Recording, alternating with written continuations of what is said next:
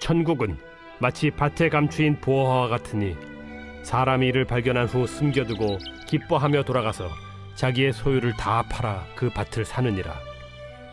또 천국은 마치 좋은 진주를 구하는 장사와 같으니 극히 값진 진주 하나를 발견하매 가서 자기의 소유를 다 팔아 그 진주를 사느니라. 할렐루야. 네, 우리 다시 한번 우리의 인도자가 되시며 은혜로 우리 앞서행하시는 주님 앞에 감사와 찬양과 영광의 큰 박수 올려드리겠습니다. 아름다우신 주님, 오늘 이 예배의 주인 되시고 우리 교회의 머리가 되신 예수님 찬양합니다. 주님 영광을 받아주십시오. 찬양을 받아주시옵소서. 존귀와 능력이 주께 있음을 선포합니다. 아멘. 주님 할렐루야. 네, 하나님의 놀라운 은혜 가운데 우리 한 몸 잃은 아름다운 포도의 성도들, 네, 사랑스러운 눈으로 한번 바라보시면서요, 이 시간 영상으로 예배하는 모든 글로벌 포드 식구들을 향해서도 우리 한번 따뜻한 사랑과 격려와 축복의 박수를 서로에게 보내겠습니다. 하나님의 놀라운 은혜가 우리 모두에게 있게 되기를 주님의 이름으로 축복합니다. 할렐루야. 할렐루야. 사랑하는 여러분, 성령 충만하십시오. 말씀 충만하십시오. 오늘 함께 드리는 이 예배를 통해 우리의 인생이 기꺼이 따라야 할 주님의 길을 발견하는 은혜가 있게 되기를 주님의 이름으로 축원합니다. 자, 우리 옆에 사람과 이렇게 한번 인사하며 축복하셨으면 좋겠는데요. 전부를 걸고 모든 것을 얻으십시오. 이렇게 한번 축복하시겠어요? 전부를 걸고 모든 것을 얻으십시오. 네, 그 놀라운 은혜가 우리 모두에게 있게 되기를 주님의 이름으로 축복합니다. 여러분, 언젠가 그 미국 LA 근교에 있는 이 팜스프링스라는 작은 도시에 관한 이야기를 책에서 읽은 적이 있습니다. 이 팜스프링스는요, 일종의 계획 도시인데요. 사막 한가운데 200여 개의 골프장을 만들고 그 안에 이제 주택을 분양해서 휴양지와 같은 전원 도시를 만들었어요. 지금 이곳은 미국의 은퇴자들이 가장 살고 싶어하는 그러한 곳이 되었습니다. 그런데 이 저자가 이 팜스프링스를 방문했을 때 한 가지 굉장히 이상한 것이 있었다고 해요. 그것은 바로 그 도시에 가로등이 하나도 없었다는 거였습니다. 이 사실이 너무 이상해서 이것을 알아봤더니 팜스프링스 시의회에서 결의를 해서 이 가로등을 다 없애기로 했다는 것이었어요. 여러분, 왜 그랬을까요? 이 사막에서 가장 경쟁력 있는 관광 상품은요, 바로 이 밤하늘의 별빛인데, 이 가로등 때문에 별빛의 선명도가 떨어져 가로등을 없애기로 했다는 거였어요. 굉장히 참신하고 특별한 발상이죠. 아주 영리한 전략이에요. 여러분, 사실 도시에 가로등이 없으면 당장에 불편해지는 일이 한두 가지가 아니잖아요. 게다가 여러 가지 문제들이 발생할 수도 있어요. 하지만 가로등이 없어서 발생하는 문제와 불편보다도 사막의 밤하늘, 그 밤하늘에서 쏟아지는 별빛들, 이 도시를 전략적으로 아름답게 함으로써 얻어지는 이익이 훨씬 크다고 판단한 것이죠. 그 별빛의 아름다움을 지키고 밝혀야겠다는 이 한 가지 가치와 목표가 뚜렷했고, 그래서 가로등을 없애는 이 중대한 결정을 시의회가 할 수 있었습니다. 여러분, 더 높고 완전한 가치를 붙잡기 위해서 상대적으로 낮은 가치를 포기하는 것을 가치 이동이라고 합니다. 이 가치 이동은 우리의 삶 속에서도 빈번하게 일어나죠.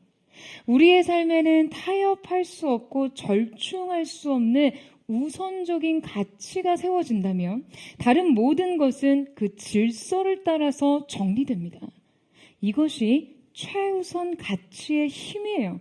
그러니까 삶이 굉장히 단순해지고 여유가 생겨요. 이 가치가 선명하고 가치 기준이 확고할수록 타인의 속도에 조급해지지 않고요. 세상 풍조에 휩쓸리지 않습니다. 왜냐하면 진짜 가치를 발견했기 때문이죠. 오늘 예수님께서 우리에게 바로 이 가치 이동에 대해서 말씀하십니다. 오늘 함께 볼 이 말씀은 예수님께서 비유를 진리로 풀어 가르치신, 이 비유로 진리에 대해서 가르치신 말씀 중에 일부인데요. 당시 예수님은 갈릴리 지역에서 사역하시면서 천국 복음에 대해서 가르치고 계셨는데, 이때 종교 지도자들과 갈등이 굉장히 심화되는 그런 시기였습니다. 이러한 상황에서 예수님께서는 군중들에게 하나님의 나라와 그 비밀을 효과적으로 전하시기 위해 비유라는 방식을 사용하시는데요. 비유란 일상의 친숙한 소재를 이용해서 영적인 진리를 쉽게 이해시킬 수 있도록 돕지만 동시에 듣는 사람에 따라서 다른 해석이 있을 수 있기 때문에 이 의미를 온전하게 찾고자 하는 사람들에게만 그 진정한 의미가 드러날 수 있습니다. 따라서 예수님께서는 영적인 진리를 추구하고자 하는 사람들에게 깊은 깨달음을 주시고 반면에 거부하는 사람들에게는 진리를 감추시는 방식으로 이 비유를 활용하셨어요. 그런데 바로 오늘 이 비유의 본질과 특징이 실제 진리의 본질과 매우 흡사한 부분이 있습니다. 바로 그것이 이 은폐성에 있어서 그러합니다. 자, 여러분, 예수님께서 오늘 이 천국에 대해서 뭐라고 비유하셨죠? 밭에 감추인 보화라고 하셨잖아요. 보화가 밭에 감추어져 있죠. 그러니까 이 진리는 모두에게 다 보일 수는 없습니다. 모두에게 발견되지 않아요.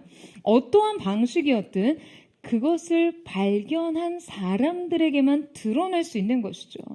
그리고 그것이 드러났다 할지라도 그 가치를 제대로 아는 사람을 통해서만 인정될 수 있었습니다.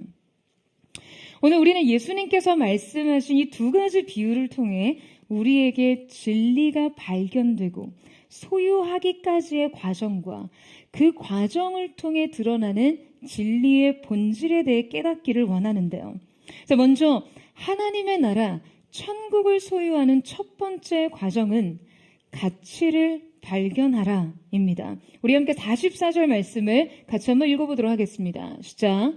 천국은 마치 밭에 감추인 보화와 같으니 사람이 이를 발견한 후 숨겨두고 기뻐하며 돌아가서 자기의 소유를 다 팔아 그 밭을 사느니라.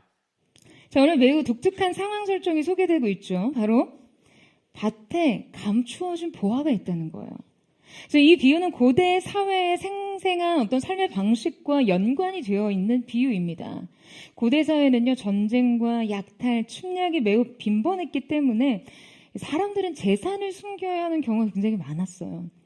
현대사회처럼 어떤 은행과 같은 금융기관이 없었고 보안이 보장된 저장시설이 없었기 때문에 차라리 땅속에 묻어두고 그 자신만이 비밀스럽게 그 위치를 알고 있는 편이 훨씬 더 안전했던 것이죠. 그런데 여러분, 지금 그걸 누가 발견했습니까?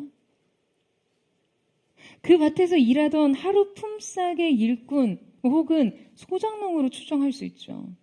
중요한 것은 그가 그 밭의 주인은 아니었다는 거예요. 그래서 어떤 상황이 벌어졌나요? 밭의 보화를 발견한 일꾼은요, 일단은 그것을 덮고 숨깁니다. 왜 숨겨요? 그러니까 이 가치를 알아본 일꾼은 이 가치를 자신이 결코 쉽게 소유할 수가 없고 또 그럴 만한 자격이 없다는 사실을 인식했기 때문이죠. 그래서 전략이 필요했던 거예요. 경솔하게 행동할 수가 없었어요. 그러니까 이 기회를 결코 놓칠 수 없었거든요. 그러니까 일단 덮어놓고 생각합니다. 이 보물을 소유하려면 내가 뭐를 어떻게 해야 할까? 여러분, 바로 이제 펼쳐질 이 일꾼의 행동이 예수님께서 우리에게 가르치고자 하신 행동이죠. 바로 이 진리를 소유하는 자들의 마땅한 반응 말이에요. 이제 보화를 발견한 일꾼의 그 다음 행동은 여러분 무엇입니까? 보화를 발견하고 그 다음 판단합니다. 내가 이 보화를 소유할 수 있는 방법이 뭐가 있을까? 어떻게 해야 될까? 무엇을 해야 될까? 그래서 전략을 수립하죠. 그 다음 성경은 여러분 그가 뭘 했다라고 어떻다라고 기록하고 있죠. 기뻐했다라고 말합니다. 왜냐하면 고민 생각한 끝에 드디어 이 보화를 가질 수 있는 방법을 생각해낸 거예요. 그리고는 결단한 것이죠. 그 다음에 여러분 무엇을 합니까? 그는 돌아갑니다. 뭘 하기 위해서요? 자신의 모든 소유를 다 팔아 그 밭을 사기 위해서 갑니다. 여기서 이 자기의 소유를 다에 해당하는 판타호사 에케이라는 이 원문의 의미는요, 그가 가지고 있는 만큼의 모든 것, 이라는 의미예요. 그러니까 지금 이 사람은 이 밭을 사기 위해 자신의 전부를 건 것이죠. 여러분, 원래 고대 사회에서 이러한 상황이 발생을 하면요, 법적으로 이 보물의 소유권은 1차적으로는 밭의 소유권자에게 있었어요.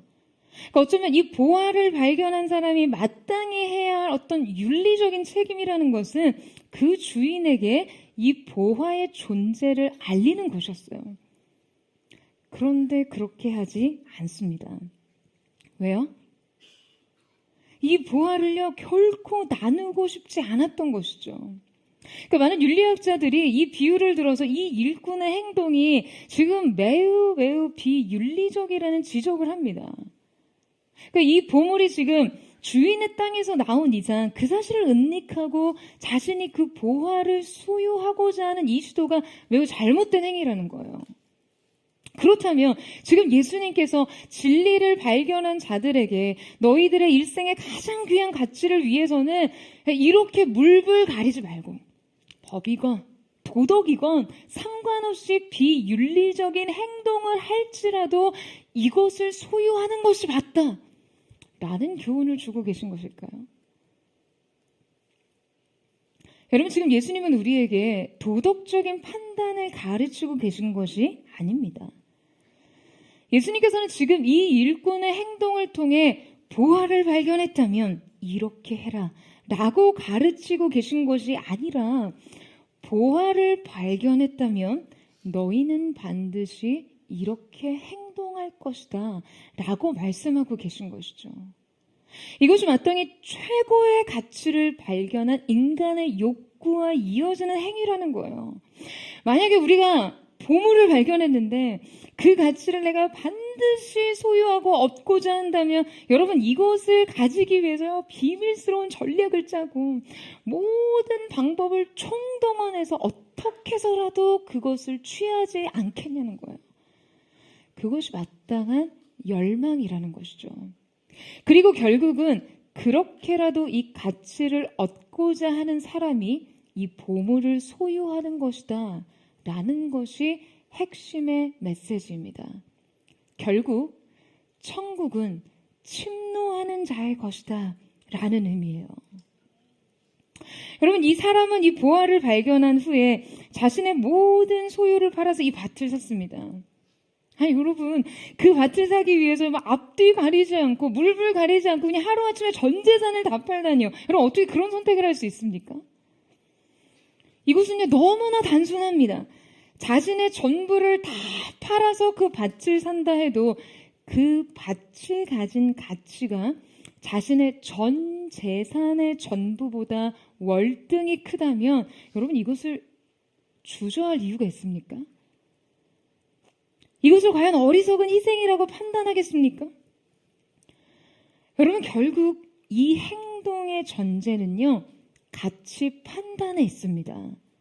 모든 것을 걸고 밭을 살 수 있는 근거는 그것이 그만큼 가치가 있다는 판단을 했기 때문에 그래요.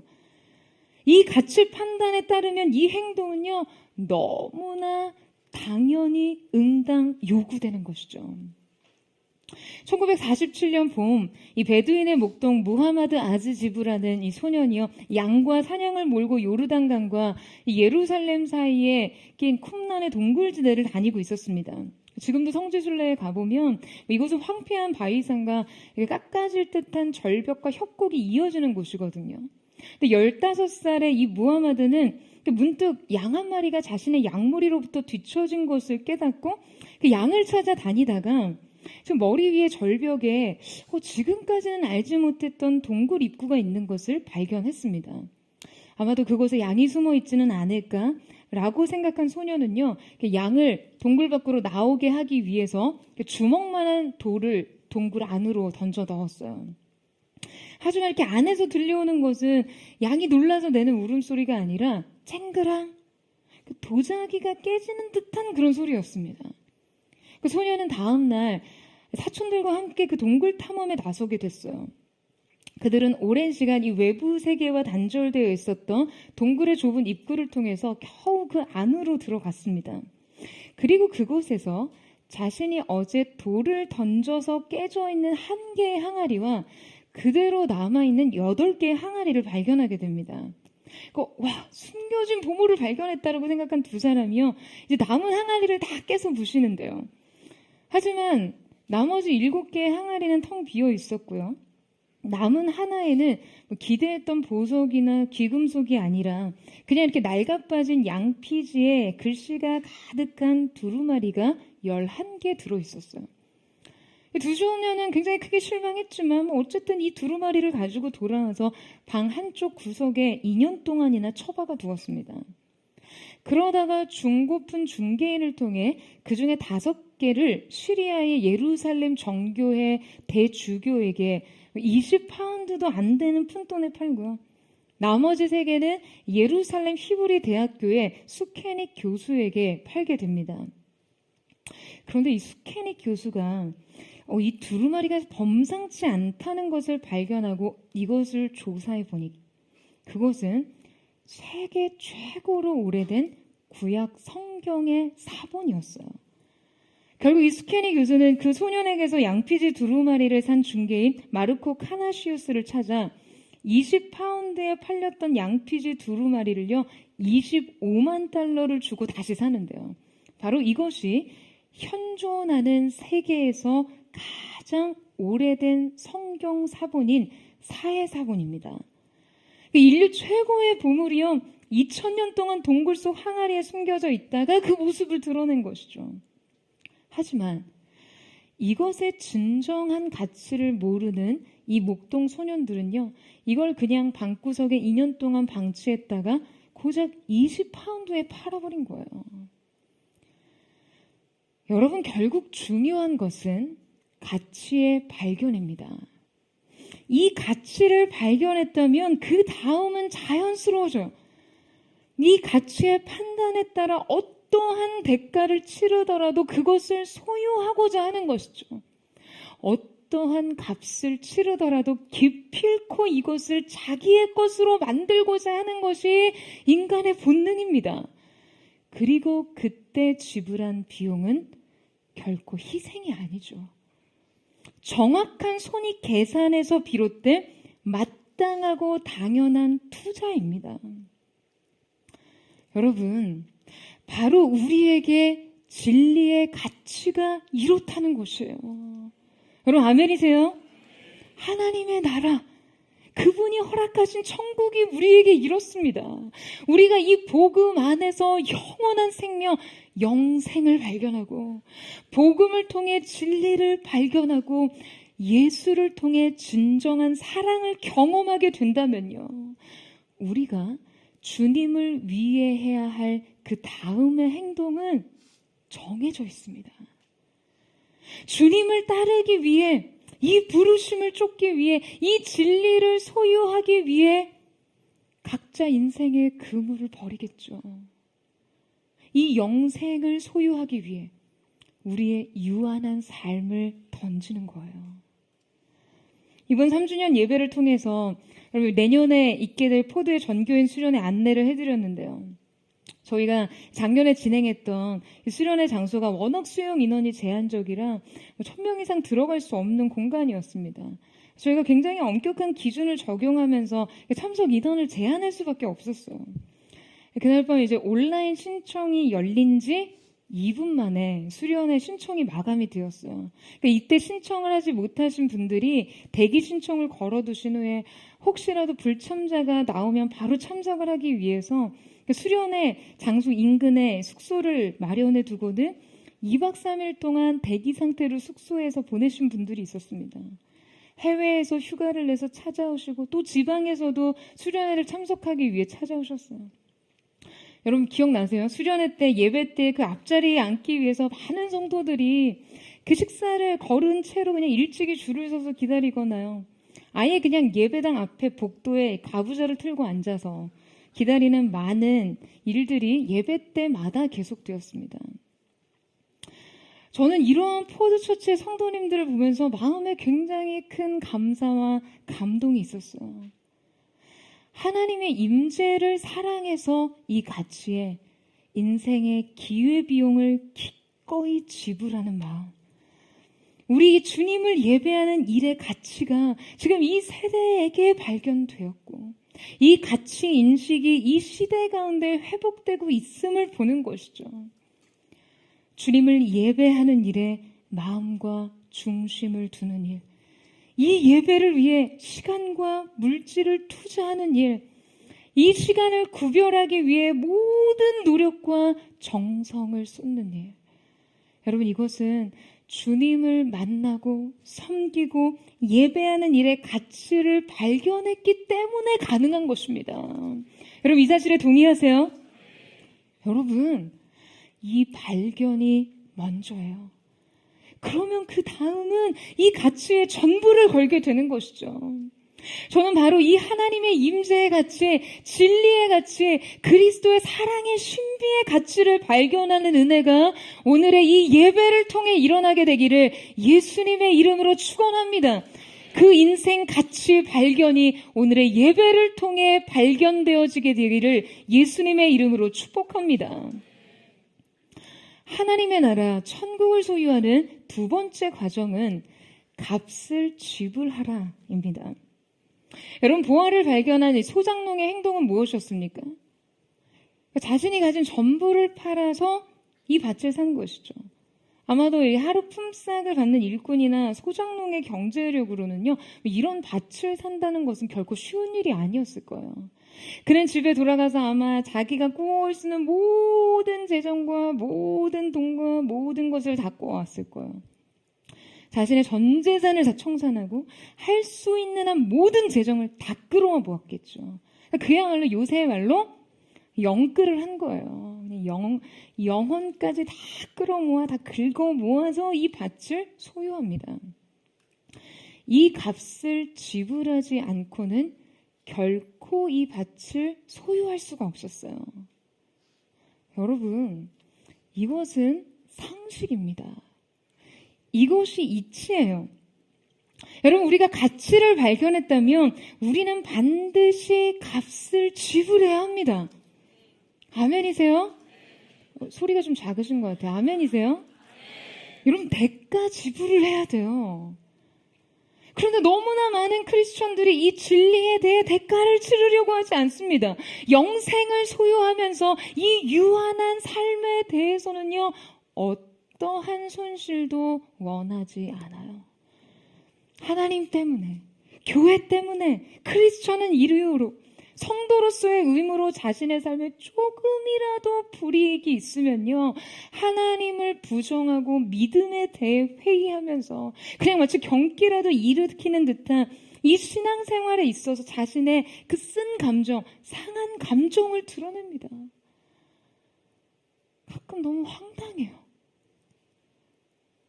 저는 그럴 때 그 입에서 나오는 믿음이니 사랑이니 사명이니 하는 그 말들이 얼마나 모순되며 얼마나 감성주의에 불과하며 얼마나 공허한 것인지를 깨닫습니다.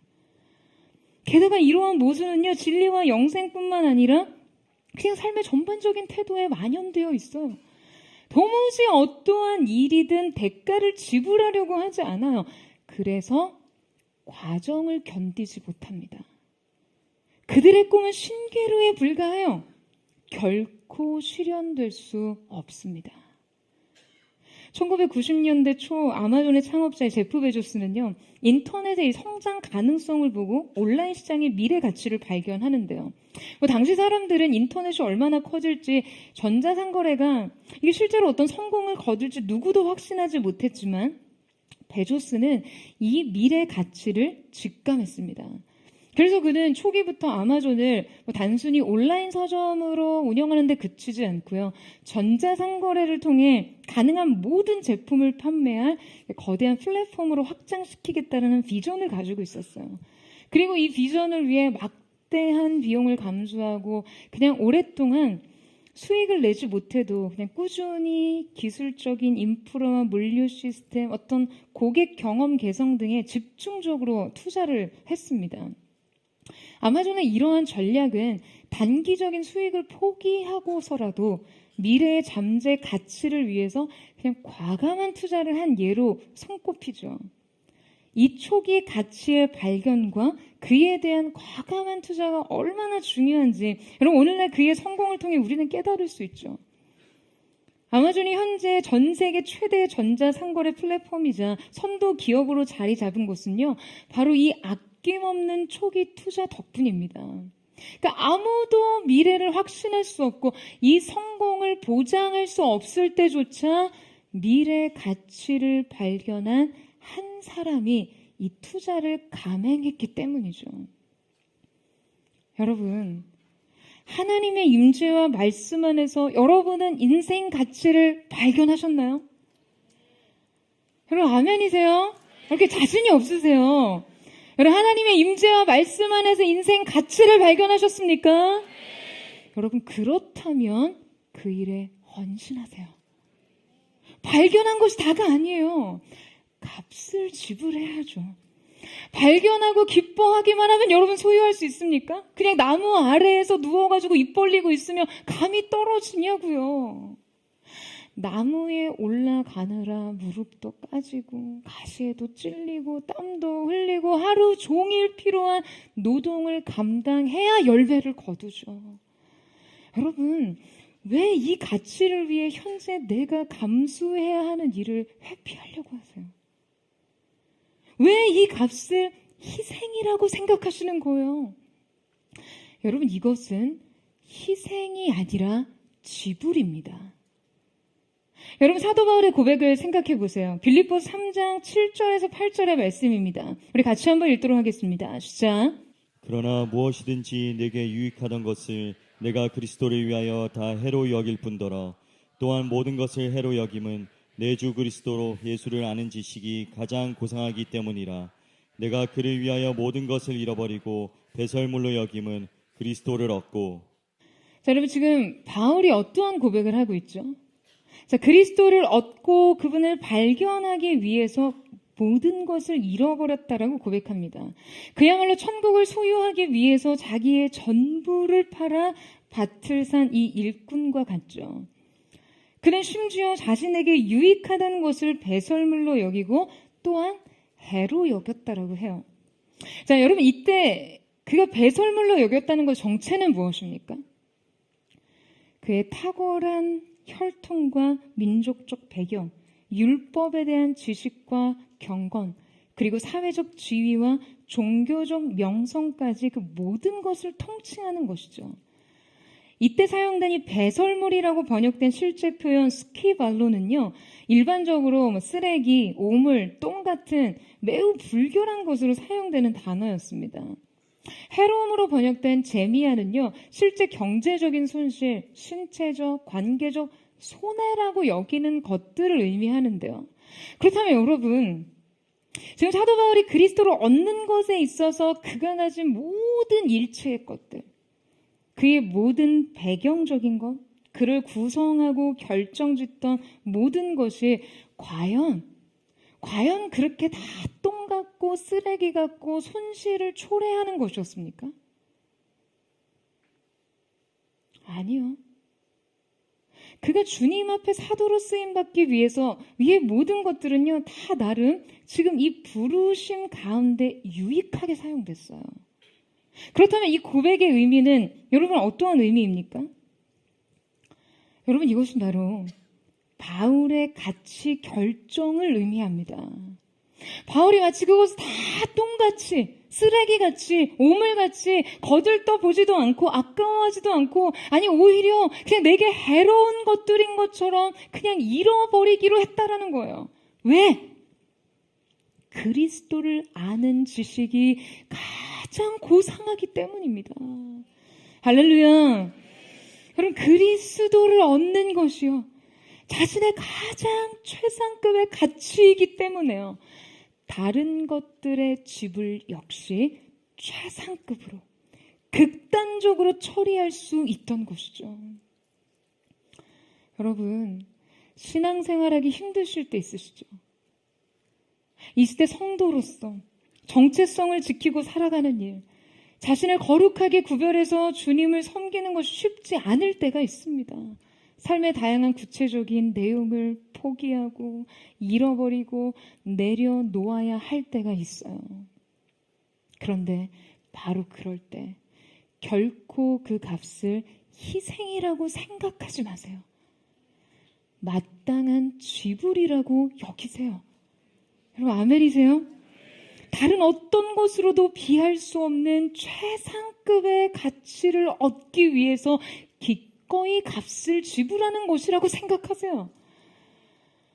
여러분뿐만 아니라 우리가 반드시 기억해야 할 것이 더 있습니다. 여러분 지금 이 일꾼이요, 자신의 전부를 투자해서 무엇을 샀습니까? 보화를 샀나요? 보화를 샀나요? 아니죠. 밭을 샀죠. 지금 이 일꾼에게 필요한 것이 여러분 무엇이었어요? 지금 그가 원하던 것이 무엇이었습니까? 밭이었습니까? 보화였죠. 그는 이 보물이 아니고서야 굳이 밭을 살 필요도 없었고요. 밭을 원한 것도 아니었어요. 그런데 예수님께서 이 비유를 말씀하시면서 분명 보화를 얻기 위해 밭 전부를 샀다고 말씀하고 계세요. 자, 여러분, 이게 무슨 말입니까? 여러분, 우리의 인생은요, 절대적인 가치를 얻기 위해 꼭 필요하고 원하는 것을 소유하기 위해 반드시 불필요한 것까지도 끌어안을 수밖에 없다는 거예요. 이것이 인생입니다. 그런데 많은 사람들이 이 진실을 받아들이지 못합니다. 많은 사람들이요, 밭이 아니라 내가 원하는 건 보화라고요. 그저 보화만을 얻고 싶어 해요. 꿈을 이루는 일에는 꽃길만을 걷는 것이 아니라 고통을 감수하고 버티고 인내하는 일들 투성이라는 것도, 사랑하는 사람과 가정을 이루는 일에는 결코 달콤하지 않는 일상도 끼어들 수 있다는 것도, 내가 꼭 해내고 싶은 일에는 무의미한 과정이 포함되어 있다는 것을 받아들이지 못해요. 그래서 뱉어냅니다. 그래서 결별하고, 그래서 포기하고, 그래서 뒤돌아섭니다. 밭을 포기하는 것과 마찬가지예요. 제가 꽤 오랜 시간 청년 사역을 했었는데요. 그동안 청년들과 함께 그들 삶의 결정적인 일들에 관여하고 개입하고 멘토링하면서 느끼는 것 중 한 가지는 이 세대가 꿈을 이룬다는 것에 대해서 지나친 낭만을 가지고 있다는 거예요. 너무나 순진한 발상으로 접근해요. 여러분, 이런 사람들이 대부분 과정을 인내하지 못하고요. 그 꿈에 포함된 부분적인 결함과 고생과 그늘진 일면을 인내하고 수용하고 버티고 끌어안지 못합니다. 그냥 좋아하는 일을 하면 매 순간 즐겁고, 그렇게 즐기다 보면 성공은 자연히 따라올 거라는 환상과 착각에 빠져요. 제가 고등학교 때 예배 인도자로서의 부르심을 확인하고 정말 초지일관 이 꿈을 향해서만 달려왔었는데요. 결국에는 예배 인도자가 됐고 또 목회자가 됐고 한 교회를 담임하는 목사가 됐잖아요. 그런데 많은 사람들이 어떤 결과적인 것을 보고 여러분 이 과정 모두를요 그렇게 일관되게 판단합니다. 그러니까 말하자면 저는 사역자가 되고부터 그냥 그야말로 단 위에 서서 이 예배만 아주 황홀하게 드렸다고 상상하는 거죠. 여러분, 대부분 꿈을 성취하는 과정의 팔할은요, 그죠? 버티는 시간이에요. 그냥 인내예요. 여러분, 버티는 것은요, 되게 의미를 알 수 없는 일조차 무조건 해내는 것을 포함합니다. 제가 이전에 섬기던 사역지에서 이 샤이닝 글로리라고 하는, 그러니까 사역자들에게는 정말 죽음의 수련회라고 불리는 수련회가 있었어요. 그러니까 이 수련회가 사역자들 가운데 얼마나 유명했냐면요. 저희끼리 그런 순위를 막 매겼거든요. 사역의 강도와 레벨에 대해서 매겼는데 이제 가장 높은 단계가 순교입니다. 네. 순교가 가장 강도가 높고 네, 레벨이 높은 단계예요. 그 다음은 오지선교다. 그리고 그 다음이 바로 샤이닝 글로리 사역이다라고 서로 여겼어요. 그러니까 일단 들어가면 잠을 너무 못 자요. 그러니까 미리 선발로 들어가는 시간을 포함하면 한 6일 동안 하루에 한두 시간만 잔 상태로 정말 하루 종일 서서 계속 찬양을 합니다. 진짜 싫어요. 목사는 거짓말하지 않습니다. 근데 여러분 한 3일째부터는요 거의 씻고 자지를 못해요. 예. 왜냐하면 아니 어차피 씻고서 누워서 다시 금방 일어나고 다시 씻고 준비를 해야 하니까 그냥 한 번에 끝내자. 그냥 새벽에 한 번 씻는 것으로 충분할 정도였어요.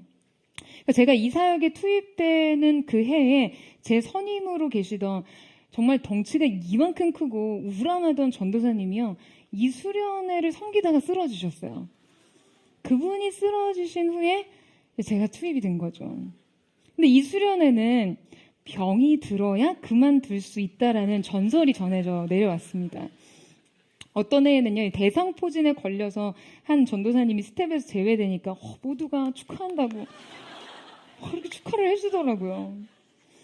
여러분 그렇게 이 사역이 시작이 되고 제가 이제 사역을 사임하고 내려놓기까지 무려 12년간 해마다 2번, 3번씩 이 사역을 섬겼어요. 아마 제가 섬긴 이전 교회 대학 청년부에서 제가 그 사역을 최장수로 섬기지 않았을까 생각해요. 정말 확신합니다. 그러니까 다들 쓰러져 나가는데 제가 버티니까 그냥 오래 하게 된 것 같아요. 좀 슬픈 얘기지만 제가 이 안면 경련과 연축 증상을 처음 느낀 게 바로 이 수련회를 하던 중이었거든요.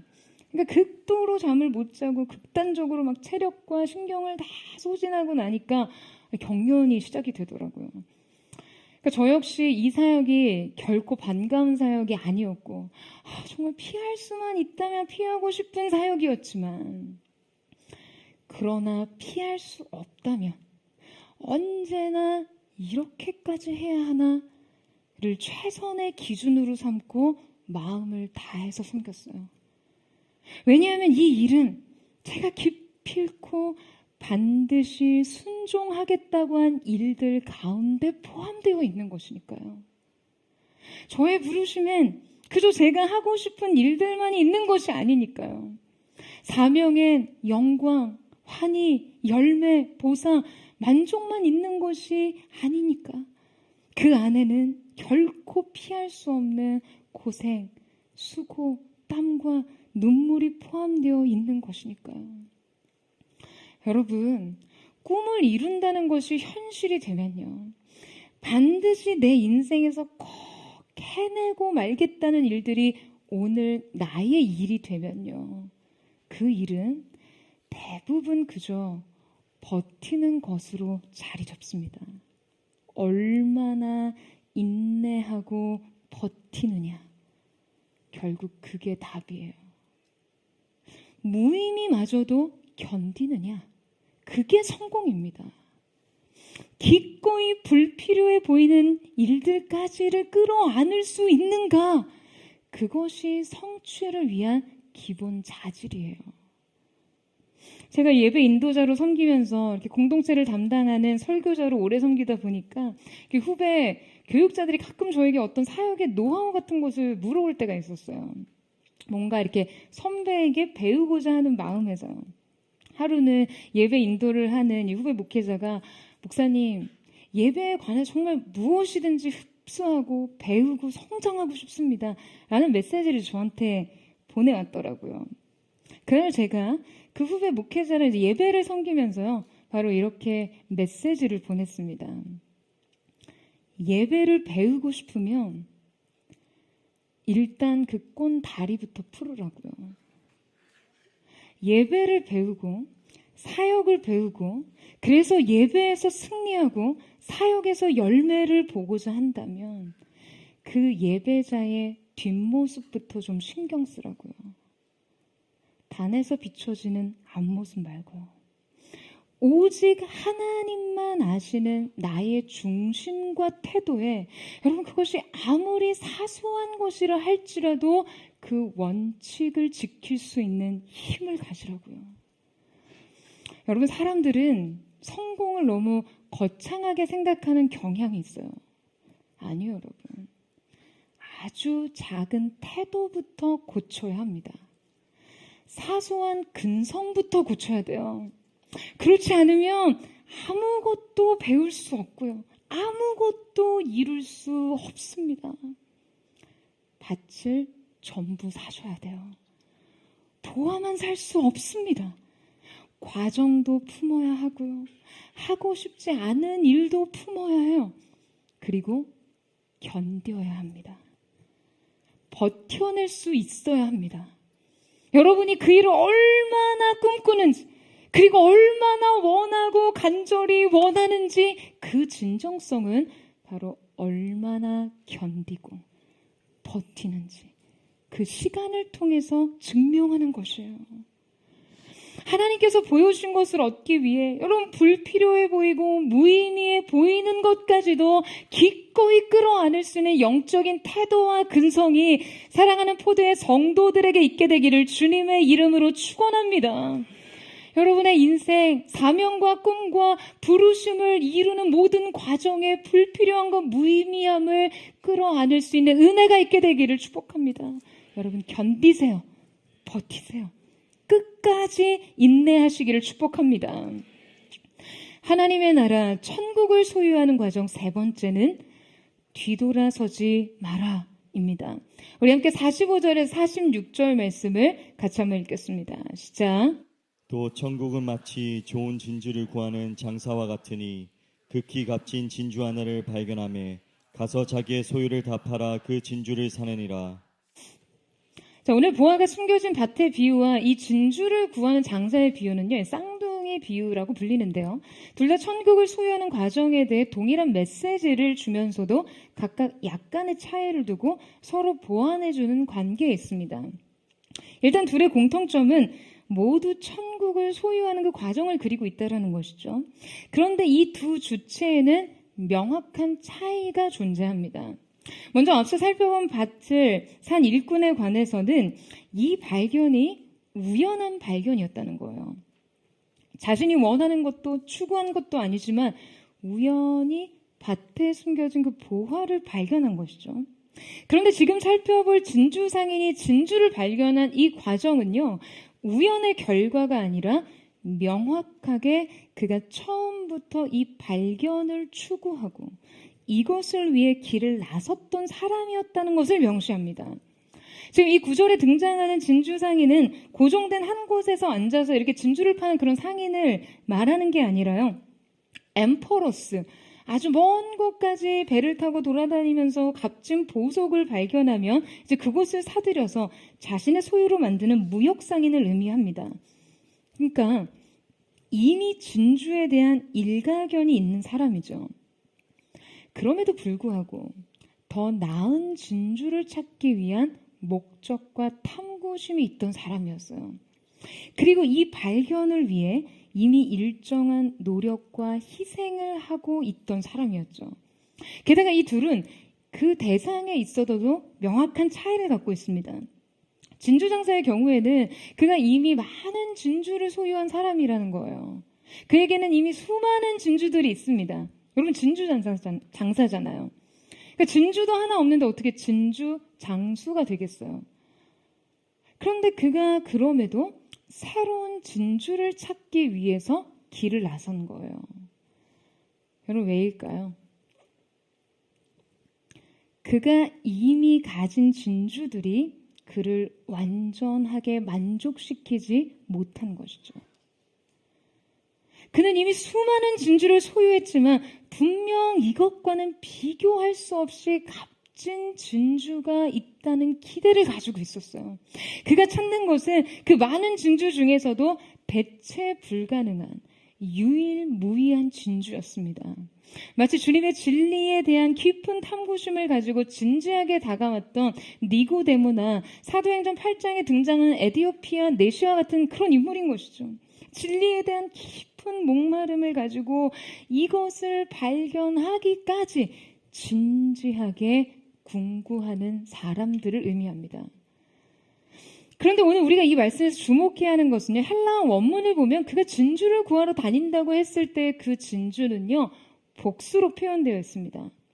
여러 개의 진주를 가지고 있다가 그 다음에 등장하는 극히 값진 진주 하나는 정확하게 단 하나, 단수로 기록되어 있어요. 그러니까 지금 여러 개의 복수의 진주들로 단 한 개의 진주와 맞바꾼 것이죠. 제가 앞서 언급했듯이 예수님께서는 이 진주상인을 그저 단순히 진주를 파는 상점의 상인, 단순한 소매 상인인 파펠로스가 아니라 여기저기 여러 국가와 교류하면서 사치품을 거래하고 부를 축적하는 국제 무역 상인인 엠포로스, 이 딜러 무역상이라고 정확하게 꼬집어서 말씀하십니다. 그러니까 단순한 소매업자가 아닌 이 진주를 사고 팔기 위해서 광범위하게 탐색하고 찾아다니는 고도의 전문가들을 말하는 거예요. 그러니까 지금 이 딜러 무역상들은요, 한 곳에 정착해 있지 않고 여러 교역망을 뚫고 돌아다니면서 물건을 매입한 후에 다른 지역으로 운송해서 이윤을 부첩하는 형식으로 수익을 창출했어요. 그런데 오늘 말씀에 의하면 그가 이 극히 값진 진주 하나를 발견한 후에 자신이 가진 복수의 진주를 다 팔아서 이 단 하나의 진주를 산다는 거예요. 무슨 말이냐면 이 무역상이 계속해서 무역을 하려면 여분의 돈이 있어야 되잖아요. 그런데 여러분 지금 이 사람이 남은 돈이 있습니까? 그 사람이 돈이 남았는지 내가 어떻게 알아요? 그게 아니라요, 여러분. 또 다른 이윤을 내기 위해 또 다른 투자를 하기 위해 돈을 지금 남겨놨어요. 이 극히 값진 진주 달랑 하나를 사기 위해서 모든 진주를 다 팔았으니 그럼 앞으로 새로운 거래를 위해서는 이 단 하나의 진주를 팔지 않고서야 이윤을 남길 수가 없겠죠. 말하자면 그는 이 한 번의 거래를 통해 더 이상의 무역 활동을 안 하겠다는 의지를 보여주는 거예요. 이제 장사 안 해요. 이제 문 닫았어요. 이제 더 뭔가를 찾으러 다니지 않을 거예요. 이 하나의 진주를 위해 자신의 모든 진주를 다 판 이상 이보다도 더 값진 진주를 더 이상 찾지 않겠다라는 의미죠. 왜입니까? 이 진주의 가치를 알아버렸기 때문에요. 그는 고도의 특수화된 진주 감별 능력이 있는 사람이거든요. 그런데 이 하나의 진주는요, 그동안 자신이 소유하고 있었던 그 어떤 진주는 도저히 비교가 안 되는 거예요. 그리고 그가 가진 전부를 걸었다는 의미는 앞으로 자신의 무역 경력을 통해서 판단해봐도 내가 정말 이제 앞으로 어디를 가도 이 진주 이상의 진주를 결코 만날 수 없다는 확신을 한 것이죠.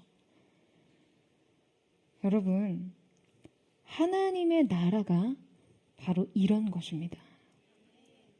우리에게 주신 이 복음이, 이 진리가 내가 만난 그리스도가 바로 그렇다는 거예요.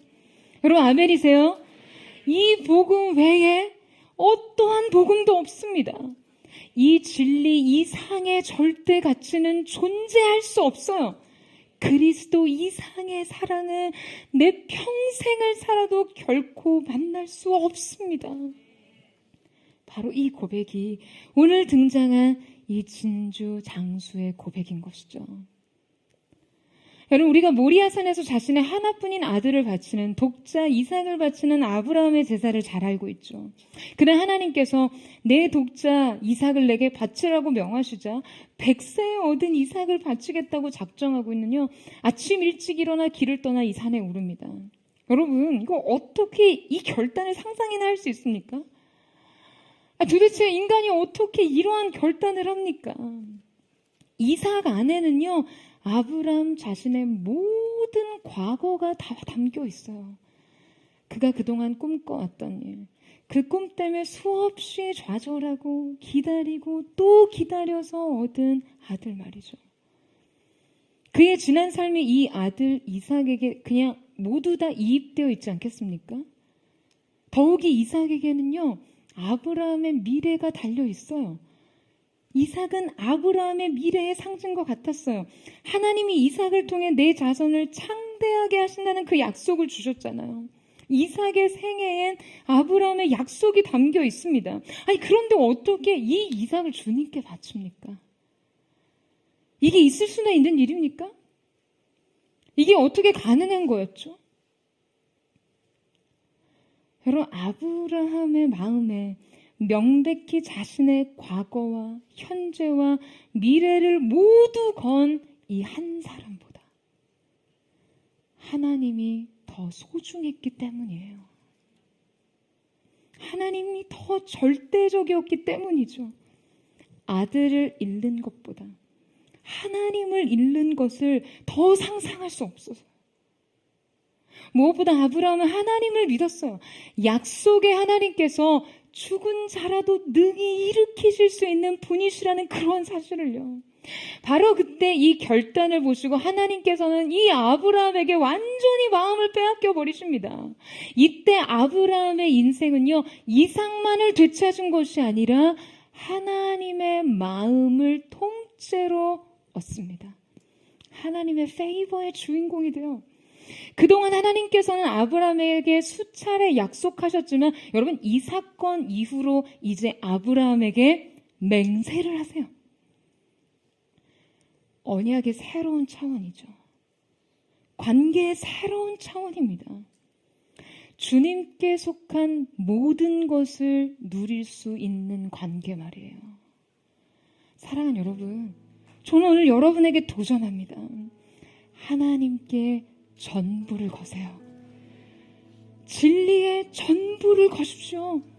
그리스도의 비밀한 사랑에 여러분의 인생 전부를 걸어보세요. 주님을 섬기고 주님을 따르고 이 진리를 수호하기 위해, 이 영광의 가치를 보존하기 위해 여러분의 인생을 아낌없이 투자하세요. 그런데 만약 여러분이 지금 이 지불이 희생같이 느껴지고 영생을 위한 이 투자가 아깝게 느껴지신다면요, 여러분께 권면합니다. 다시 발견하세요. 그리스도의 복음이, 이 진리가 여러분에게 다른 어떤 것과도 비할 수 없는 가치로 발견되기까지 주님 앞에 나오십시오. 주님 앞에 예배하세요.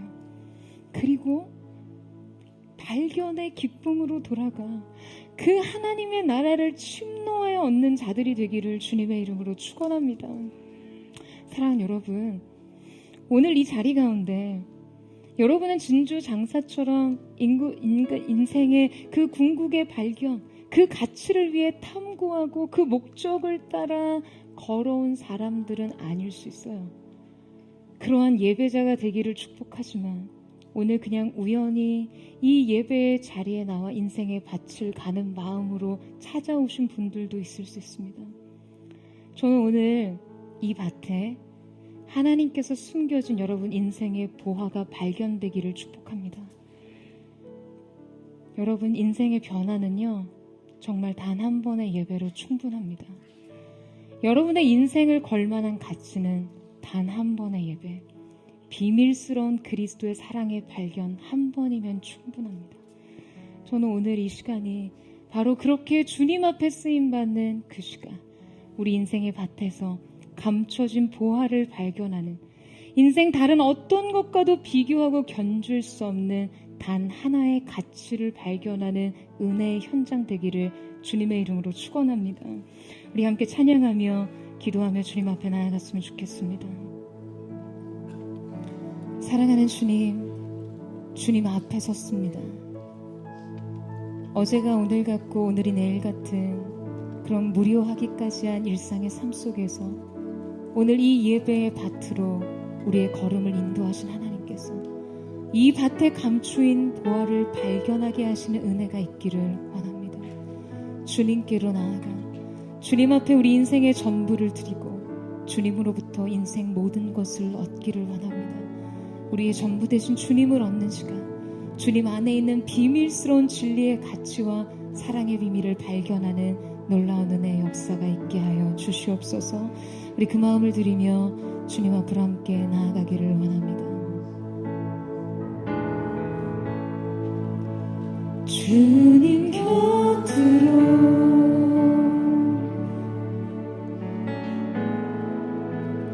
날 이끄소서.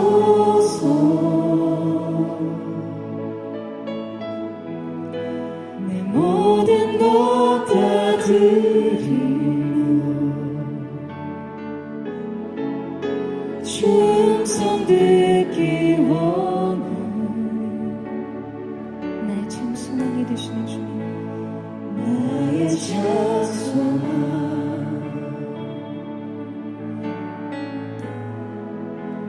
그 무엇과도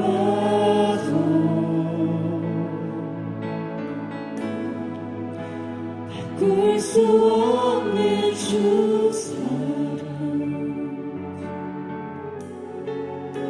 그 품 안에 남긴 주님의 길로 인도하소서.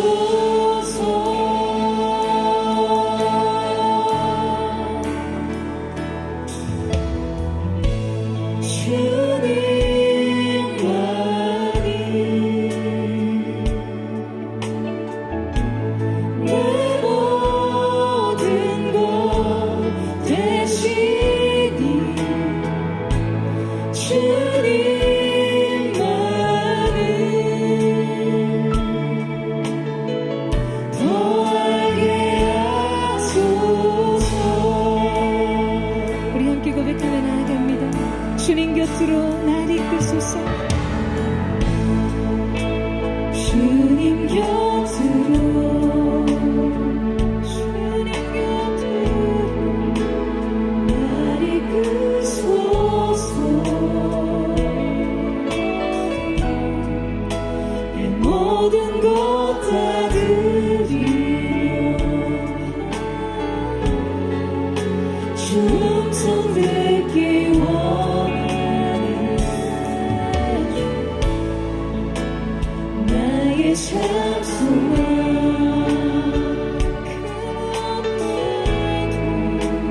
그 무엇과도 바꿀 수 없는 주의 사랑, 바꿀 수 없는 주 사랑,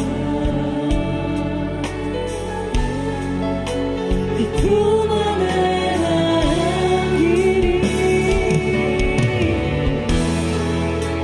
주님의 길로 인도하소서.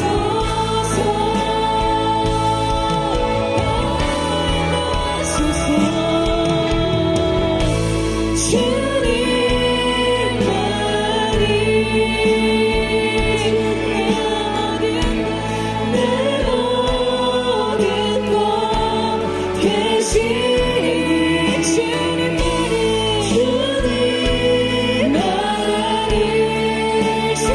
주님만이 더하게 하소서. 주님만이 내 모든 것 되시네.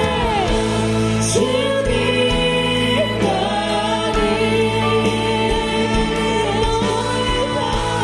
내 모든 것 계시니 주님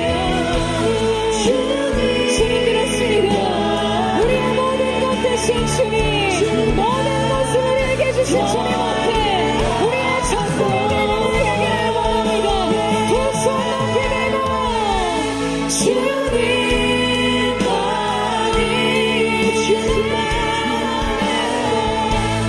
내 모든 것 되시니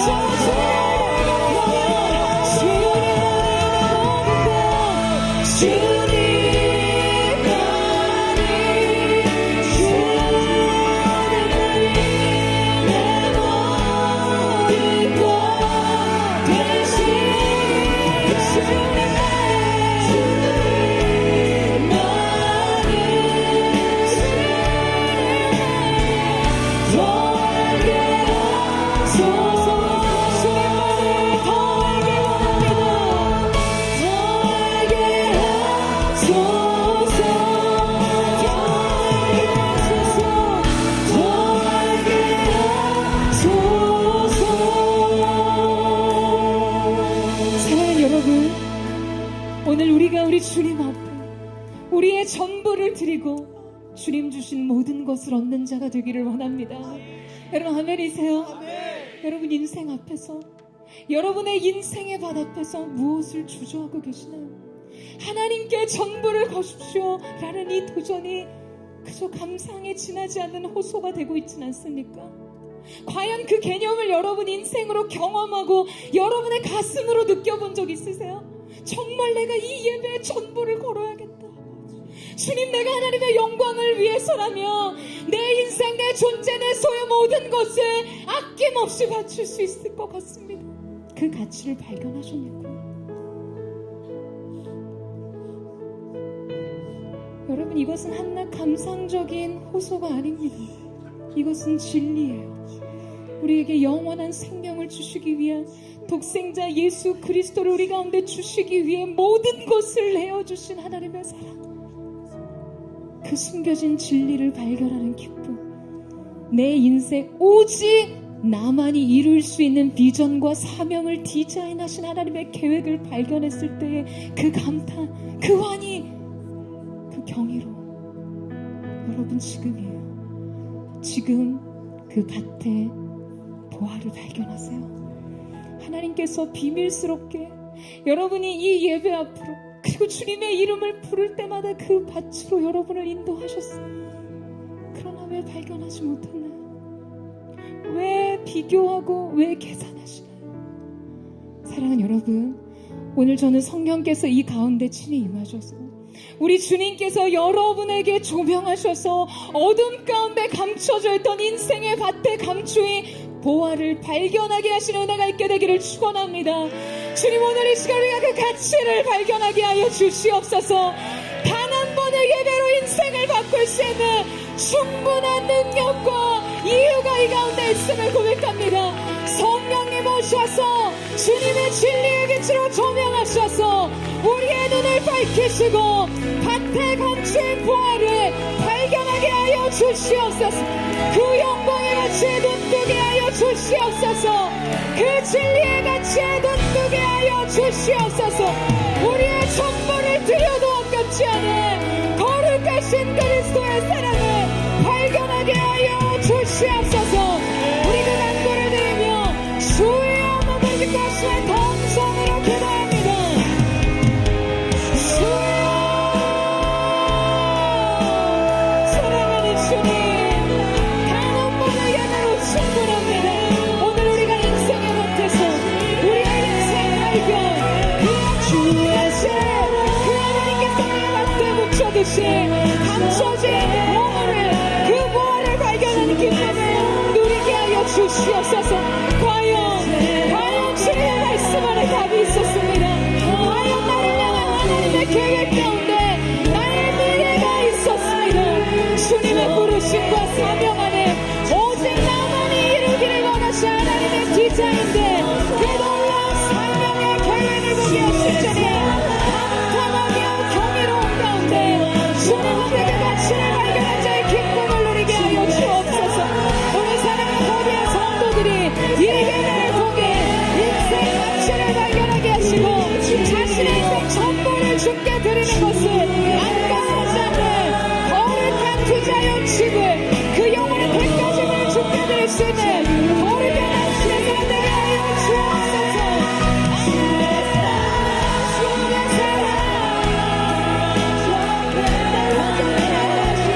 주의 사랑 내 새롭게 하네. 오 주님, 나의 삶을 통해 주사랑 나타내소서.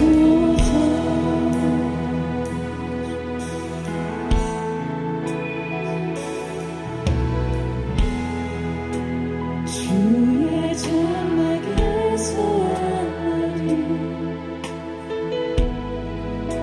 공중에서 전날 보아줬어. 하는 주 나의 영혼 주님을 기뻐해.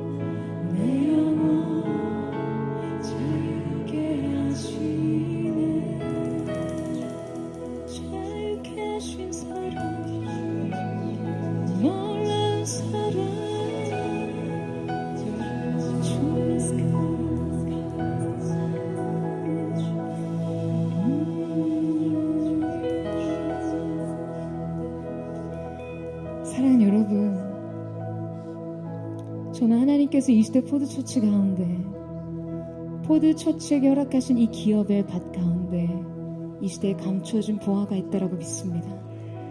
여러분, 그 보화를 발견하세요. 그리고 전부를 거십시오. 전부를 걸되 보화만을 원하지 마시고요, 기꺼이 그 밭을 함께 사십시오. 여러분의 인생 가운데 하나님의 사람으로서 하나님께 크게 쓰임받기를 원하는 마음이 있으세요? 정말 아멘이십니까? 여러분, 하나님께서는요, 많은 사람에게 하나님의 뜻과 하나님의 계획을 이루고자 하신 하나님의 사명을 디자인하지 않으시고 오직 여러분만이 이룰 수 있는 하나님의 뜻을 계획하셨어요.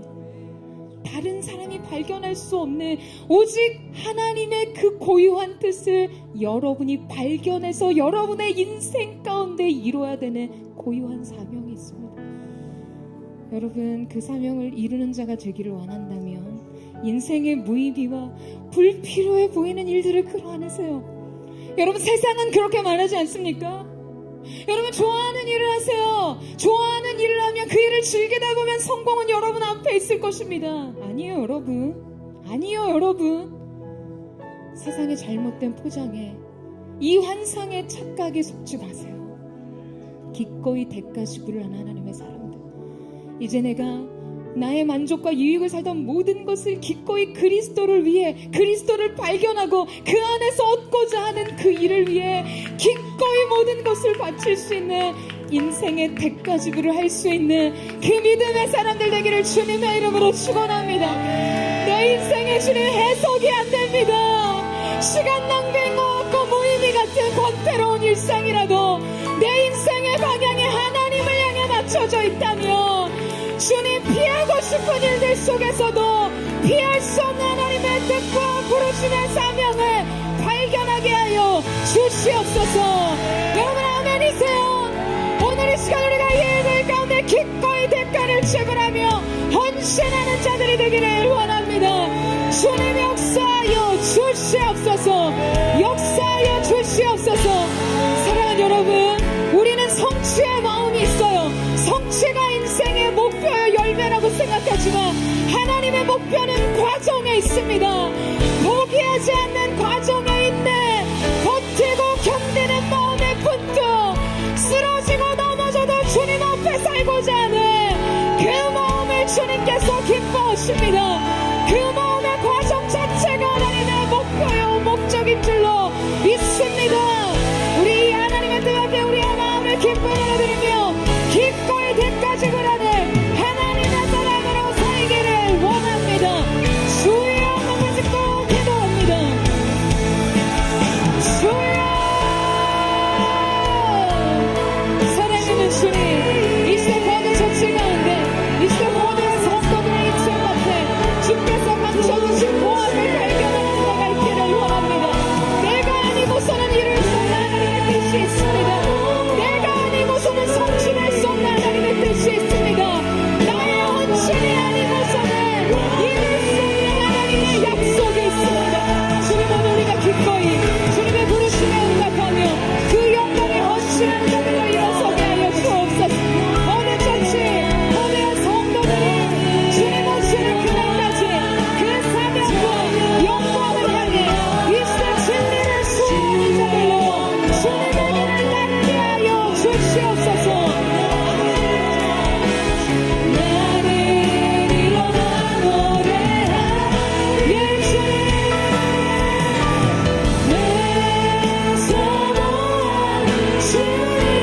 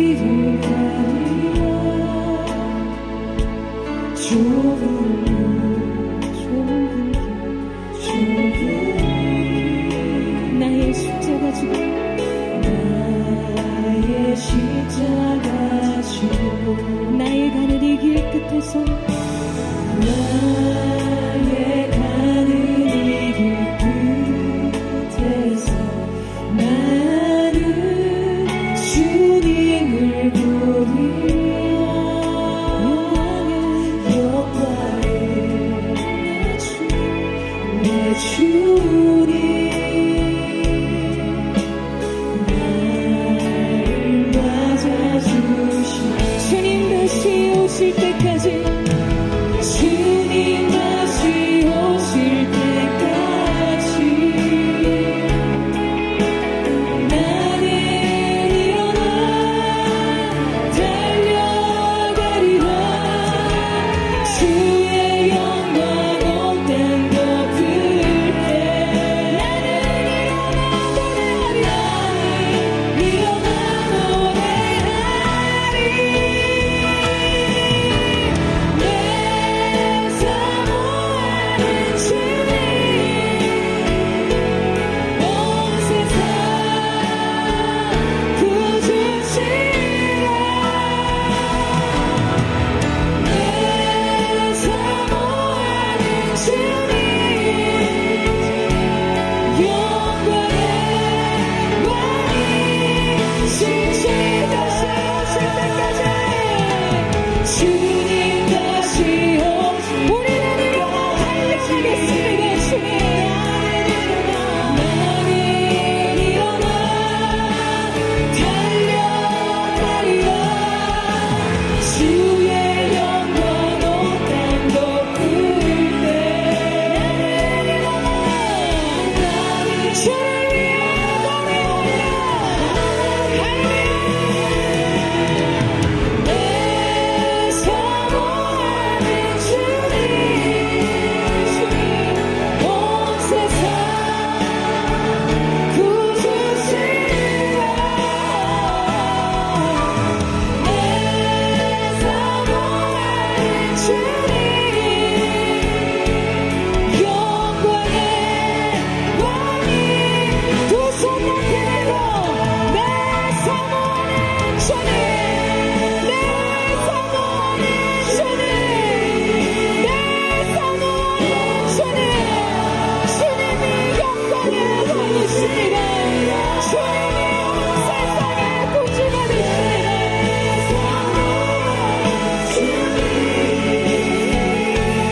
영광의 왕이 시 영광의 왕이시여. 영광의 왕이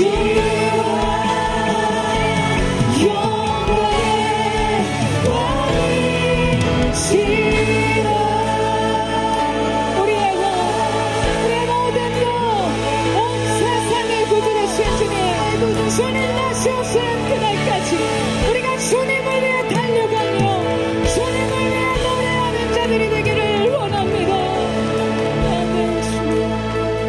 사랑하는 여러분, 저는 정말 저와 여러분의 인생이, 제가 너무나 사랑하는 포도초치 성도들의 삶이 주님 앞에 전부를 드리고도 더 드릴 것이 없어 돌아보는 사랑의 마음이 있기를 원합니다. 이전에 목회사관학교에 갔을 때 테이블 쉐어링 안에서 그런 나눔이 있었어요. 주님의 길을 가기 위해서 당신은 무엇을 포기하셨나요? 저마다 인생에 포기하고 주님의 길에 들어선 많은 나눔들이 이어졌습니다. 어떤 분은 변호사를 하다, 어떤 분은 자기가 꿈꿨던 인생의 재정과 많은 소유를 내려놓고 주님의 종이 되겠다고 주의 길에 들어섰다고 나누셨어요. 한 목사님께서 저에게 질문하셨습니다. 목사님은 주님의 길을 가기 위해 무엇을 포기하셨나요? 그때 저의 마음속에 그렇게 대답했어요. 제가 주님을 위해서 포기한 것은 아무것도 없습니다. 주님이 저를 위해서 포기하신 것으로 인해 제가 주님의 길을 갈 수 있습니다. 여러분, 저는 지금까지도 그렇게 생각합니다. 제가 감히 주님을 위해 저의 인생 전부를 드린다 한들 제가 주님을 위해 무엇을 포기했다라고 말할 수 있을까요? 여러분이 여러분 인생 가장 귀한 것을 주님께 드린다고 한들 여러분을 위해 독생자 예수 그리스도를 주시기까지, 여러분에게 영원한 생명을 주시기까지 이 구속의 경륜으로 세계를 경영하신 하나님의 사랑에 비할 수 있습니까? 주님의 사랑 앞에서 우리가 포기하고 내려놓고 우리가 주님 앞에 드렸다고 말하는 자기 인식 자체가 저는 포도처치의 산산이 사라지는 은혜가 있기를 축복합니다. 우리가 이 길을 갈 수 있는 것, 포도처치가 이 길 위에 서 있을 수 있는 단 한 가지 이유가 있다면 주님이 우리를 위해 그 아들을 포기하셨고 그 사랑의 비밀로 인해 주님이 아낌없이 우리를 위해 내어주신 사랑의 비밀로 인해서 우리는 이 길에 서 있을 수 있는 거예요. 그런 마음으로 사세요. 그런 마음으로 달려가세요. 노래하되 이 감사와 경이로운 감탄을 가지고 노래하세요. 사랑하는 주님, 이제 우리가 우연히 밭에서 진주를 발견한 자들, 보화를 발견한 자들이 아닌 탐구하고 찾고 구하며 내 인생 다른 모든 것을 다 내어서 단 하나의 진주를 살 수 있는, 단 하나의 진리를 위해서 헌신할 수 있는, 모든 것이 완전하게 더 이상의 것은 없다고 말할 수 있는 완전한 진리의 체험이 있게 하여 주십시오. 그래야 예배의 모든 것을 걸고 주님의 길을 갈 수 있습니다. 그 은혜를 우리 가운데 허락하여 주십시오. 주님, 기꺼이 우리를 위해 모든 것을 주신 주님을, 모든 것을 드리되 내가 주님께 드린 것을 논하는 것 자체가 교만임을 인식할 수 있는 겸손이 우리의 것이 되게 하여 주시옵소서. 그 마음으로 주님의 길을 가기 원합니다.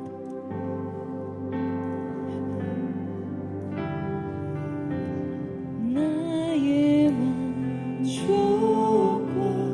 유익을 위해 가지려 했던 세상 일들 이제 모두 다 해로 여기고 주님을 위해 다 버리는 부활의 능력 체험하면서 주의 고난에 동참하고 주의 죽으신 본을 받아서 그의 생명의 장애 내 안에 가장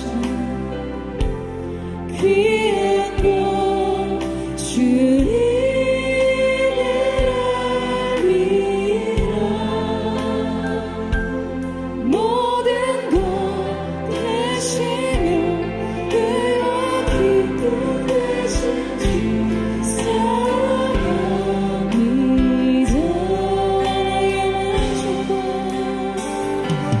나의 만족과 유익을 위해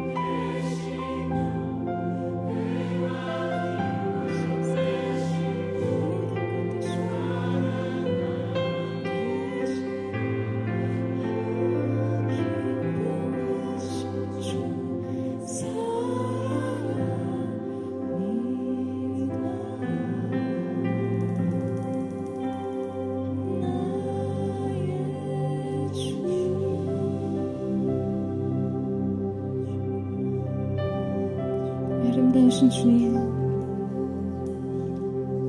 보배로우신 주님, 보석 같은 주님을 우리가 발견했습니다. 그 주님을 사랑하는 기쁨으로 인생의 남은 길을 달려가게 하시고, 오직 이 시대 포도처치와 포도의 성도들 한 사람 한 사람 오직 그를 통해서만 이루실 수 있는 그 일의 비밀을 우리 각 사람이 발견함으로 주님의 뜻을 이루는 자리에 기쁨으로 달려가는 하나님의 교회 될 수 있도록 역사하여 주시옵소서. 주님 사랑합니다. 더 순전하게 주님을 사랑하는 주님의 몸된 교회 되게 하시고, 이 가치를 발견한 기쁨이 우리 사랑하는 포도의 성도들의 마음속에 차고 넘치게 하여 주시옵소서. 이 가치를 발견한 기쁨이 차고 넘칠지어다.